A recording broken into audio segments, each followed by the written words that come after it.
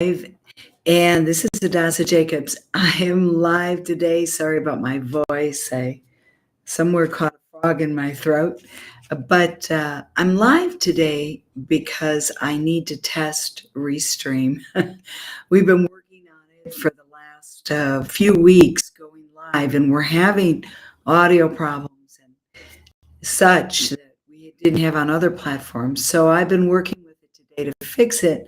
Usually we have our team meeting right now, but right now, because we're not having a team meeting today, I thought this is a great time for me to go live and test it. Our last live, the first 5 minutes were good. The sound was good. Everything was good. And then I got static for the rest of the video. So I'm going to do a very short video here. And I thought if I am going to go live, I might as well talk about something important. And I want to talk about something that I think is very important for entrepreneurs, small businesses. If you're a large, thriving business and everything is working for you the way you want it, this is not for you. However, what I have found is that people that start businesses, they get organizations and they have ideas for those organizations, miss usually one of the most vital components that is going to enable them to grow. And this also refers to people starting YouTube channels, authors, podcasters, people that are creating courses, those that are sharing knowledge, those that are wanting to grow influence. There's usually one component that is decentralized, and it is the component in today's market that needs to be centralized. So I'm going to take just a couple minutes and talk about this. Now, most of you who are entrepreneurs, you probably have never gone to marketing school. You don't have degrees in marketing, right? And I did graduate in Dale Carnegie in marketing and sales many, many moons ago. And then also, I've been involved in marketing all my life, but most people have no clue what it really even means. So I thought we'd start today with just looking at a very quick definition of what marketing is, because it's kind of that word that people don't even really like to use, because when they think of marketing, all they think about is sales, the big bad sales word. However, we're going to talk about marketing, and marketing has changed in the last decade, and it's really changing for this decade. And that's why I don't want you to go away. I want you to understand what this shift is and how important this shift is to starting a business, and how important this shift is to existing businesses. And if you're a brick and mortar business, you really need to understand this shift, because brick and mortar is no more. It doesn't mean that you can't have a physical place and a physical building. Yes, that's not going away. But how you do business has to be intricately interconnected with the online space, and not only the online space, but with influence platforms. And this is vital, and it's becoming more vital, not only for the competitive edge, but also for strategic messaging. So let's just take a quick look at what marketing, is and has been forever. And it's here it is. This is old school to take you new school. So old school, here we have marketing. So it's your activities and projects, right? That here you create so you can promote and you can sell, or today we would say share your product, right? And that's what you're sharing, products and services, products and or services. So that's all marketing is. It's the projects It's the activities that you create to promote, sell, and I'm going to actually put in here one last one because this is the big one for today. Real important because you want to be sharing. Sharing's a lot less scarier than selling, but still you have to be promoting. And you do this through advertising. You do this through things called freemiums. There's several ways that you do this, and we can talk more about that later, but I'm going somewhere here because it's going to be sweet and short. Now, there are 4 P's to marketing. And those 4 P's to marketing have been around time immemorial, all right? That is your product, right? Then you have your price. You price out your product so you can, have a profit, right? Then you have the place. That's where you're going to sell the product, all right? Market the product. And then you have the promotion. That's how you're going to do it. However, there's actually 3 more P's that go with the 4 P's. So we really got 7 P's, right? But these 3 P's are real important today, okay? And that is people, partnerships, and proof. People, partnerships, and proof. These 3 are really what make up an influence platform. The people, all right? Then you have here the partnerships, and then you have here the proof. People, partnerships, and proof.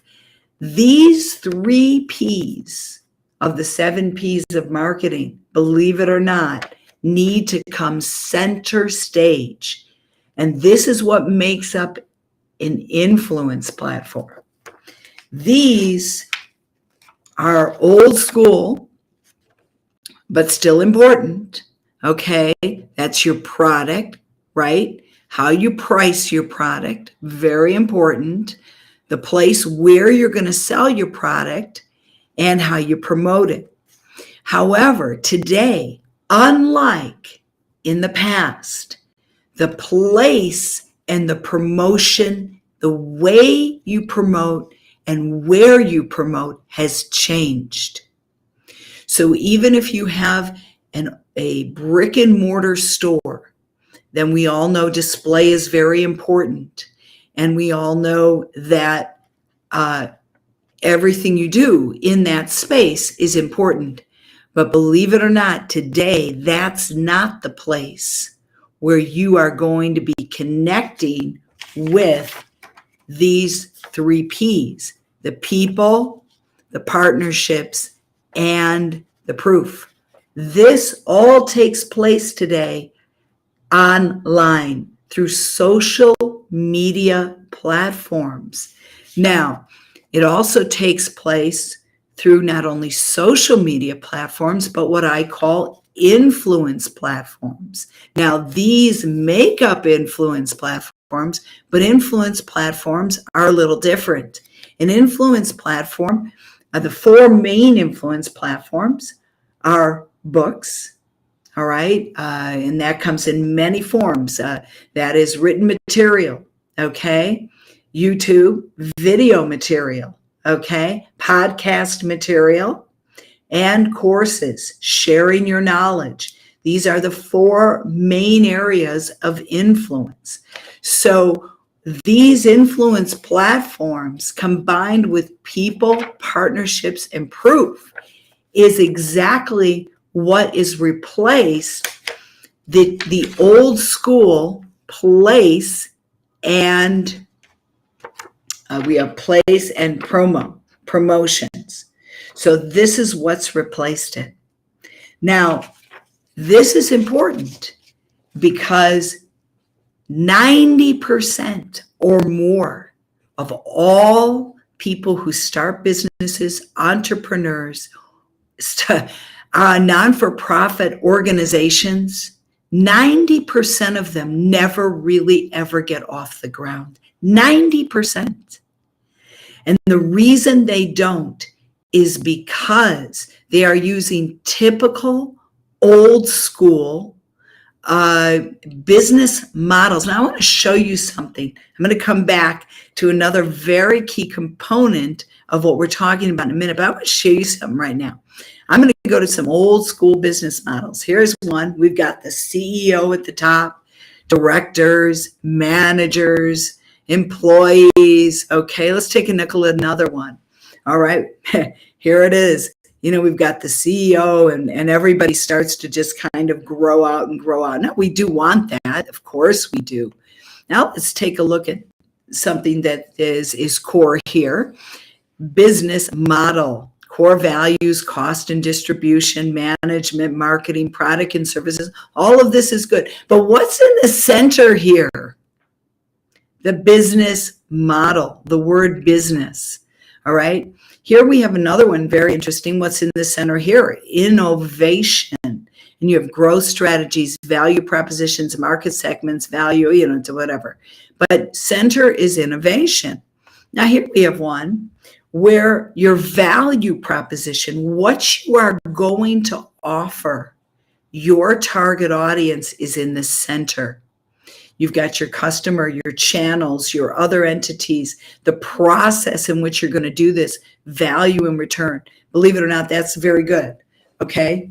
So most people notice the business model. What's in the center of that? I actually think I wrote that out. It's your organization, your product, your service, right? That's what's central. Today, that business model does not move you forward. Whoa. I cannot tell you. I don't even have, I don't have enough fingers to give you examples, but I sit on boards and I will tell you, one of the biggest struggles I have working with organizations, especially non-for-profit organizations or government-run organizations, one of the biggest problems that we cross consistently is the business model, because there is really either no place or marketing, and I'm going to talk about the next part, branding, and what we shared with the 3 Ps, the influence platform, is relegated outside of the central part of the company. So you might have a little department with somebody working on social media over here, maybe, and that's a reach. You might have a little marketing department and they're working on a couple of campaigns that came from the top, the CEO, or a few people that, the strategy of how they're going to promote things. And they'll have that little part of the organization over here. And then everything else is focused on what I just showed you, which is your product and your service. However, I'm going to show you something new, but before I do, I got to show you something very important, because we talked about what marketing is and how we have the 7 Ps, 4 Ps, constant, the 3 Ps, vital.